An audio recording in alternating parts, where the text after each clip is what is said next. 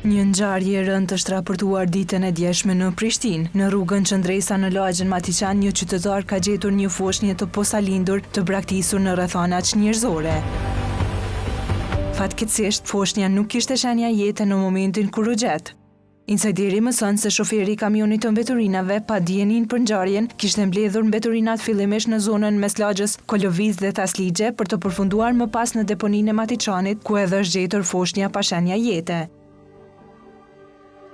Të njëjtat burime kanë konfirmuar se gjinia e foshnjës ishte djalë.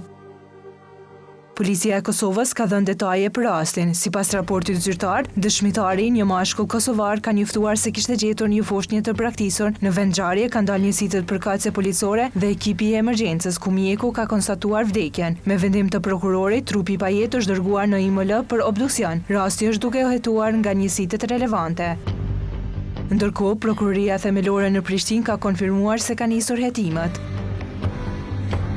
Lidhur me pyetjen tuaj, ju njoftojmë se prokurori kujdestar është njoftuar për rastin dhe është duke ndërmarrë të gjitha masat dhe veprimet hetimore për çështjen në fjalë. Për më shumë informacione do të njoftoheni në vazhdimsi, thuhet në deklaratë. Identiteti i personit që e ka lënë foshnjën në atë vend, si dhe motivet që shuan në këtë akt të rënd, mbeten ende të paqarta.